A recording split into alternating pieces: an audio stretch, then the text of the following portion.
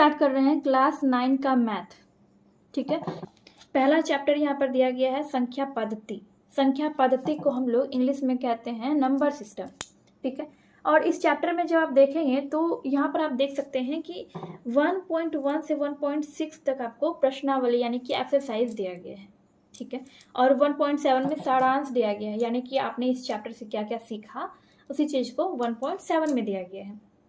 तो सबसे पहले तो हम संख्या पद्धति को समझेंगे, इसकी भूमिका यानी कि इसके इंट्रोडक्शन को पढ़ेंगे, एंड देन हम एक्सरसाइज 1.1 में दिए गए सारे क्वेश्चंस को हल करेंगे। चलिए देखते हैं कि एक्सरसाइज 1.1 में भूमिका यानी कि इंट्रोडक्शन में हमें क्या क्या पढ़ना है, जिससे हम एक्सरसाइज 1.1 को आसानी से हल कर सकें।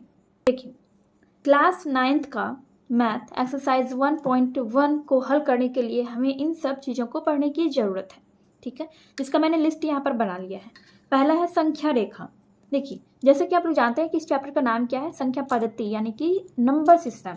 तो हम उसी से रिलेटेड सारी बातों को जानेंगे। तो पहले हमें पढ़ना होगा संख्या रेखा के बारे में। संख्या रेखा को हम इंग्लिश में नंबर लाइन कहते हैं।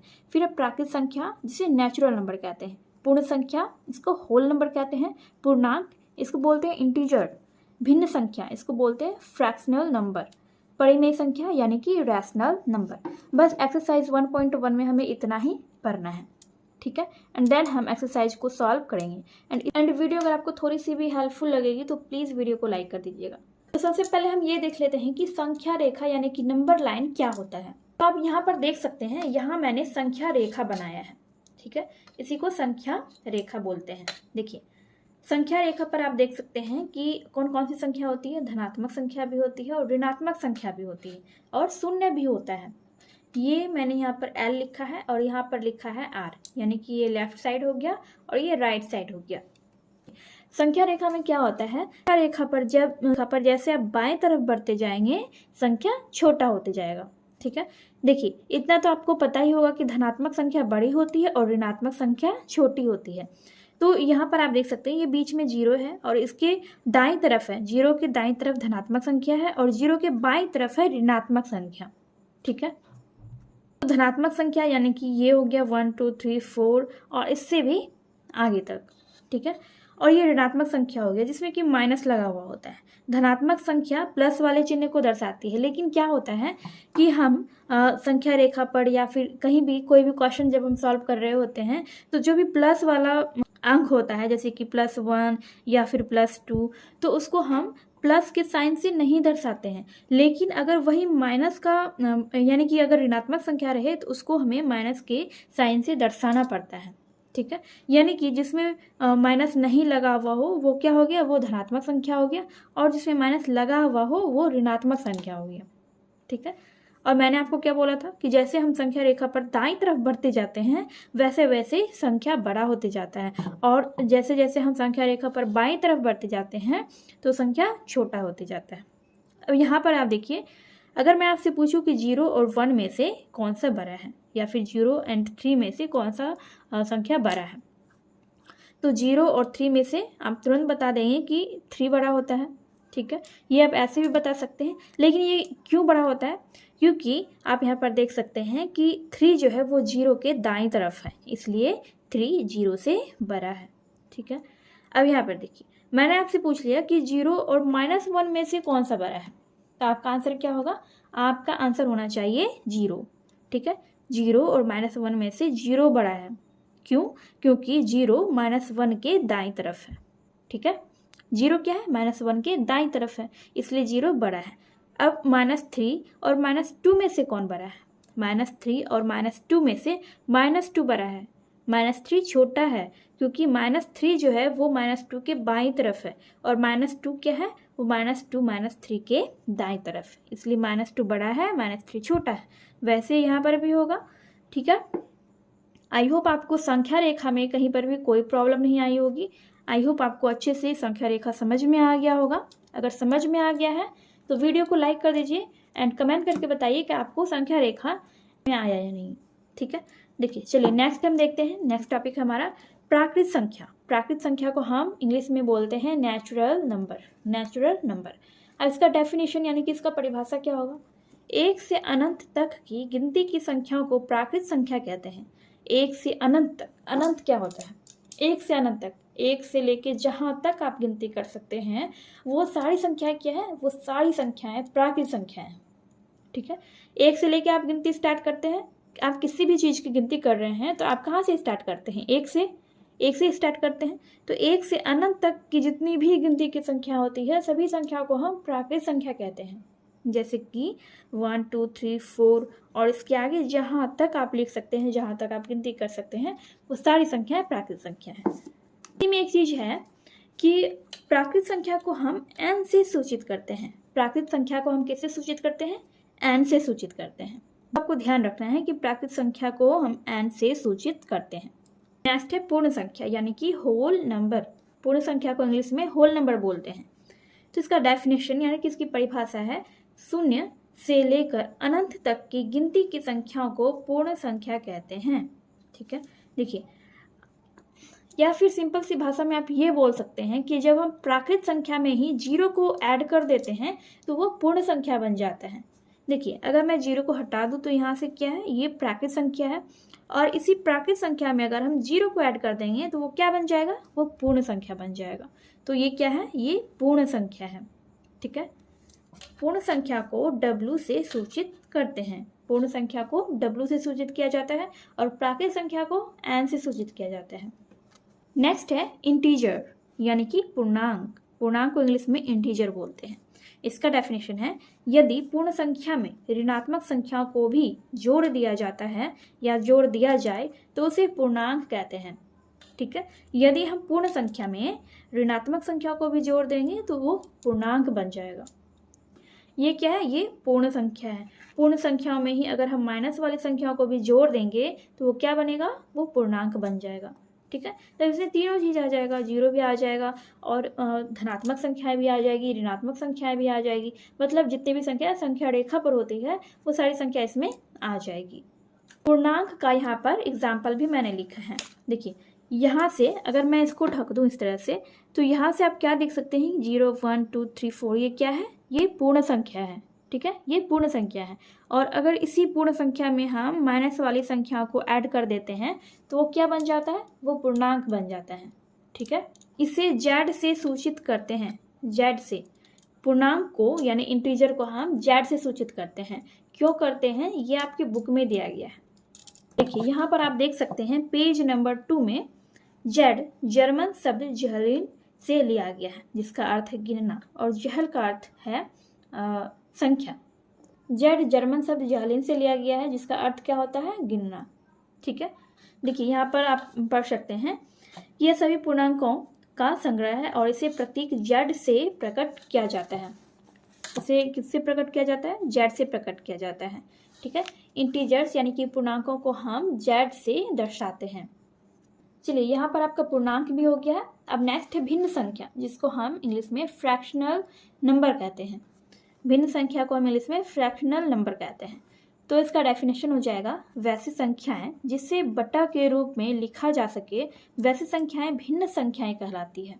ठीक है, वैसी संख्याएं जिसे बटा के रूप में हम लिख सकते हैं वैसी संख्याओं को हम भिन्न संख्या कहते हैं।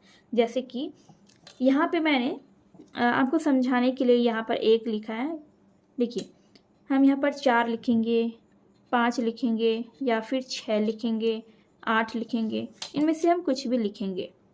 तो आप बोल सकते हैं कि ये भिन्न संख्या है या नहीं? तो ये बिल्कुल भिन्न संख्या है। अगर इसी में हम नीचे 1 लिख दें, क्योंकि हम 8 को 8/1 भी लिख सकते हैं, 6 को हम 6/1 भी लिख सकते हैं, 5 को हम 5/1 भी लिख सकते हैं और 4 को भी हम 4/1 लिख सकते हैं। तो जिसको हम बटा के रूप में लिख सकते हैं वो संख्या क्या है? वो भिन्न संख्या है। तो यहाँ पर भी आप देख सकते हैं 1/2, 3/2, 6/4, 5/1, 4/1, ये सभी क्या है? ये भिन्न संख्या है। नेक्स्ट है परिमेय संख्या, इसको इंग्लिश में रैशनल नंबर कहते हैं। वैसी संख्याएं जिसे P/Q के रूप में लिखा जा सके जहाँ Q = 0 ना हो, ऐसी संख्याएं परिमेय संख्याएं कहलाती है। परिमेय संख्या में क्या क्या होता है? देखिए, परिमेय संख्या में आपका भिन्न संख्या भी आ जाएगा, पूर्णांक भी आ जाएगा, पूर्ण संख्या भी आ जाएगा, प्राकृत संख्या भी आ जाएगा। परिमेय संख्या में क्या क्या आता है आपका? प्राकृत संख्या, पूर्ण संख्या, पूर्णांक, भिन्न। ठीक है। ये चारों संख्याओं से मिलकर क्या बनता है, परिमेय संख्या बनता है। मैं आपको दिखा देती हूँ, जैसे कि देखिए -2/3, देखिए इसमें माइनस वाली भी संख्याएं आ रही है, इसमें प्लस वाली भी संख्याएं आ रही है, 1/2। अब देखिए भिन्न भिन्न संख्या और परिमेय में क्या अंतर होता है। भिन्न में क्या होता है, भिन्न संख्या जो होता है उसको हम बटा के रूप में लिख सकते हैं, वैसी संख्या ही भिन्न संख्या कहलाती है। ऐसी संख्या जिसको हम बटा के रूप में लिख सकते हैं उसको हम भिन्न संख्या कहते हैं। लेकिन भिन्न संख्या में आप ये देखेंगे कि उसमें माइनस वाली संख्याएं नहीं होती है, उसमें सिर्फ पॉजिटिव नंबर वाली यानी कि सिर्फ धनात्मक संख्याएं होती है, ठीक है। लेकिन परिमेय संख्या जो होता है उसमें माइनस वाली भी संख्या रहेगी और प्लस वाली भी संख्या रहेगी, बटा वाली भी संख्या रहेगी, यानी कि सभी संख्याओं को मिलाकर पूर्ण संख्या, पूर्णांक संख्या, प्राकृत संख्या, भिन्न संख्या, सभी संख्याओं को मिलाकर परिमेय संख्या बनता है। लेकिन इसमें एक चीज़ ये है कि क्यू यानी कि नीचे वाला जो हर जो होता है वो 0 नहीं होता है, ठीक है। ऐसे संख्या को ही हम परिमेय संख्या कहते हैं। परिमेय संख्या को हमेशा क्यू से सूचित किया जाता है, ठीक है, इसको ध्यान रखिएगा। परिमेय संख्या को क्यू से सूचित किया जाता है। तो यहाँ पर आपका इस एक्सरसाइज का बेसिक कंप्लीट हो चुका है। अब हम एक्सरसाइज 1.1 को हल करेंगे। एंड अगर आपको यहाँ तक अच्छे से समझ में आ गया है तो प्लीज़ वीडियो को लाइक कर दीजिए। चैनल पर पहली बार आए हैं तो चैनल को सब्सक्राइब करके बेल आइकन को प्रेस कर लीजिए। चलिए हम स्टार्ट करते हैं एक्सरसाइज 1.1। एक्सरसाइज को हल करने से पहले यहाँ पर एक इम्पॉर्टेंट लाइन दी गई है। देखिए, किन्हीं दो दी हुई परिमेय संख्याओं के बीच अपरिमित रूप से अनेक परिमेय संख्याएं होती है, ठीक है। जैसे कि दो परिमेय संख्या दिया गया है, कोई भी दो परिमेय संख्या दिया गया है तो उसके बीच हम अनेक अपरिमित रूप से संख्याएं निकाल सकते हैं। दो परिमेय संख्या दिया हुआ है तो उसके बीच हम अनेक परिमेय संख्या निकाल सकते हैं। चलिए देखते हैं एक्सरसाइज 1.1। एक्सरसाइज 1.1 का पहला क्वेश्चन है, क्या शून्य एक परिमेय संख्या है? क्या इसे आप p/q के रूप में लिख सकते हैं, जहां p और q पूर्णांक है और q बराबर नहीं है 0, ठीक है। q जहां पर 0 नहीं है यानी कि हर जो है वो 0 ना हो। तो हमें बस ये बताना है कि शून्य एक परिमेय संख्या है या नहीं, इसको हमें समझाकर एग्जाम्पल के थ्रू बताना है। चलिए देखते हैं क्वेश्चन नंबर 1। हमने यहाँ पर क्वेश्चन नंबर 1 का आंसर तो लिख लिया है। हाँ, शून्य एक परिमेय संख्या है, क्योंकि जब हमने परिमेय संख्या को पढ़ा उसमें हमने देखा कि परिमेय संख्या में शून्य भी आता है, धनात्मक संख्याएं भी आती है, ऋणात्मक संख्याएं भी आती है और भिन्न संख्याएं भी आती है। तो इन सभी संख्याओं का जो संग्रह होता है वही परिमेय संख्या कहलाता है, ठीक है। तो इसलिए शून्य तो एक परिमेय संख्या है, ये निश्चित है, ठीक है। लेकिन कैसे है ये चीज हमें बताना है। क्वेश्चन नंबर 1 में ही दूसरा क्वेश्चन है, क्या इसे आप p/q के रूप में लिख सकते हैं? अब जैसे देखिए, ये हमने लिया 0 यहाँ पर लिखा, 0 को हम p/q के रूप में लिख सकते हैं, ठीक है। इसको हम p/q के रूप में लिख सकते हैं। 0/1 ये क्या है, ये परिमेय संख्या है। 0/2 ये भी परिमेय संख्या है। 0/3 ये भी परिमेय संख्या है।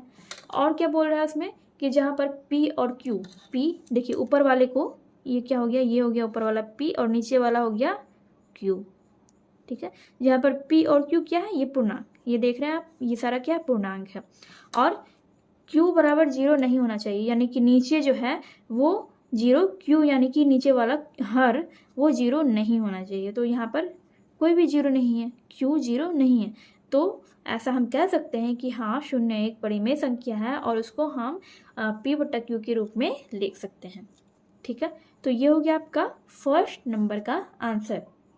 आई होप आपको इसका फर्स्ट नंबर समझ में आ गया होगा। चलिए देखते हैं क्वेश्चन नंबर 2। क्वेश्चन नंबर 2 में दिया गया है कि 3 और 4 के बीच 6 परिमेय संख्याएं ज्ञात कीजिए, ठीक है। 3 और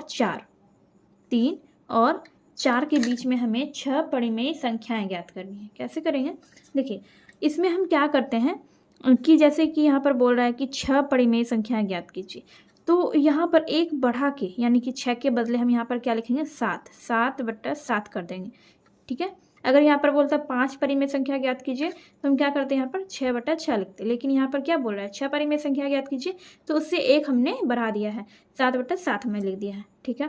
तो यहाँ पर भी हम वैसे ही करेंगे, 7/7। देखिए 7 और 7 को आप जब कटाएंगे तो एक ही होगा, और जब हम एक को किसी भी संख्या से गुना करते हैं तो उतना ही आता है। तो इसलिए हम यहाँ पर क्या कर रहे हैं, गुना कर रहे हैं इसको, ठीक है। 7/7 से इसको हम गुना कर रहे हैं। मतलब यहाँ पर जितना भी परिमेय संख्या आपको ज्ञात करने के लिए कहा जाए उससे एक ज़्यादा करके आप क्या करेंगे, गुना कर देंगे। ठीक है, तो 3 गुना 7 ये हो गया कितना, 21, 21/7 हो गया। और ये हो गया आपका 7, 4 गुना 7 ये 28, 28/7। अब इसके बीच हम इन दोनों के बीच हम आसानी से 6 परिमेय संख्या ज्ञात कर सकते हैं। पहला देखिए 21 के बाद क्या आ जाएगा, 21 के बाद आएगा 22, 22/7, फिर आ जाएगा 23/7, 24/7, 25/7, 26/7 और लास्ट में आ जाएगा आपका 27/7। गिन के देख लीजिए 1 2 3 4 5 6। तो यहाँ पर 6 परिमेय संख्या हमने ज्ञात कर लिया है। आई होप आपको ये क्वेश्चन भी समझ में आ गया होगा। चलिए देखते हैं नेक्स्ट क्वेश्चन। क्वेश्चन नंबर 3 में है 3/5 और 4/5 के बीच 5 परिमेय संख्याएं ज्ञात कीजिए। तो यहाँ पर भी हम वैसे ही बनाने वाले हैं। देखिए 3/5 है, 3/5 और 4/5, 4/5 और यहाँ पर क्या बोल रहा है कि 5 परिमेय संख्या ज्ञात कीजिए। ठीक है, 3/5 और 4/5 के बीच 5 परिमेय संख्याएं ज्ञात कीजिए। तो 5 बोल रहा है तो हम यहाँ पर 6/6 से गुना करेंगे। 6 ऊपर भी 6 और नीचे भी 6, 6/6 से हम इसको गुना कर देंगे। तो दोनों को गुना करते हैं, 6 तिया 18 हो जाएगा और नीचे हो जाएगा 6 पंचे 30। अब यहाँ पर 4 गुना 6 24 हो जाएगा और नीचे हो जाएगा 30। ठीक है, अब इन दोनों के बीच हम आसानी से परिमेय संख्या ज्ञात कर सकते हैं। 18/30 के बाद आएगा 19/30, फिर आ जाएगा 20/30, 21/30, 22/30, 23/30, 1 2 3 4 5। तो हमने इन दोनों के बीच हमने 5 परिमेय संख्या ज्ञात कर लिया है। तो ये हो गया आपका आंसर क्वेश्चन नंबर 3 का। हमने क्वेश्चन नंबर 3 तक तो सॉल्व कर लिया। क्वेश्चन नंबर 4 में दिया गया है कि नीचे दिए गए कथन सत्य हैं या असत्य, कारण के साथ अपने उत्तर दीजिए। तो पहला कथन कह रहा है कि प्रत्येक प्राकृतिक संख्या एक पूर्ण संख्या होती है। देखिए जब आप इस चैप्टर को पूरा पढ़ेंगे, ध्यान से पढ़ेंगे, तो आपके बुक में ही दिया गया है। यहाँ पर देखिए प्रत्येक पूर्ण संख्या एक प्राकृतिक संख्या होती है, प्रत्येक पूर्णांक एक परिमेय संख्या होता है, प्रत्येक परिमेय संख्या एक पूर्णांक होती है। तो इस टाइप का जो स्टेटमेंट है, इस टाइप का जो क्वेश्चन है, ये आपके बुक में दिया गया है। बस आपको ज़रूरत है पढ़ने की, उसे समझने की। तो इसी टाइप का क्वेश्चन आपको क्वेश्चन नंबर 4 में दिया गया है। तो यहाँ पर पूछ रहा है कि प्रत्येक प्राकृतिक संख्या एक पूर्ण संख्या होती है। तो ये कथन क्या हो जाएगा, ये कथन हो जाएगा सत्य। सत्य कैसे होगा, क्वेश्चन नंबर 1, 4 का क्वेश्चन नंबर 1। तो ये कथन क्या है, ये कथन सत्य है। अच्छा ये बताइए प्राकृत संख्या में कौन कौन सी संख्या आती है। ये हमने यहाँ पर लिखा प्राकृत संख्या। तो इसमें आता है 1 2 3 4 etc, यानी अनंत तक गिनती वाली जितनी भी संख्या होती है उसको हम प्राकृत संख्या कहते हैं। और पूर्ण संख्या क्या होता है, पूर्ण संख्या क्या होता है, जब हम प्राकृत संख्या में, ये रहा प्राकृत संख्या, और प्राकृत संख्या में ही जब हम 0 को ऐड कर देते हैं तो वो क्या बन जाता है, वो पूर्ण संख्या बन जाता है। यहाँ पर ये कह रहा है क्वेश्चन में, क्या प्रत्येक प्राकृत संख्या एक पूर्ण संख्या है। तो प्रत्येक प्राकृत संख्या, देखिए प्रत्येक प्राकृत संख्या क्या है, वो एक पूर्ण संख्या भी है, क्योंकि जितनी भी प्राकृत संख्या है सारी संख्या पूर्ण संख्या के अंतर्गत भी आती है। ठीक है, तो इसलिए ये कथन क्या हो जाएगा, ये कथन हो जाएगा सत्य। प्रत्येक प्राकृत संख्या एक पूर्ण संख्या भी है। नेक्स्ट में यहाँ पर कह रहा है कि प्रत्येक पूर्णांक एक पूर्ण संख्या होती है। प्रत्येक पूर्णांक एक पूर्ण संख्या होती है, ये यहाँ पर कह रहा है। पहले तो हम ये देखेंगे पूर्णांक में क्या क्या आता है। तो पूर्णांक में आ जाता है माइनस वाली भी संख्या आ जाती है, ठीक है, और 0 भी आ जाता है, और धनात्मक संख्याएं भी पूर्णांक में आ जाती हैं। ठीक है, और पूर्ण संख्या में क्या आता है, पूर्ण संख्या में आता है 0 1 2 3 etc। ठीक है, तो पूर्णांक संख्या में आप देख सकते हैं कि इसमें माइनस वाली भी संख्या आ रही है, 0 भी आ रहा है, और धनात्मक संख्याएं भी आ रही है। लेकिन पूर्ण संख्या में सिर्फ 0 और धनात्मक संख्या आ रही है, इसमें ऋणात्मक संख्या नहीं आ रही है।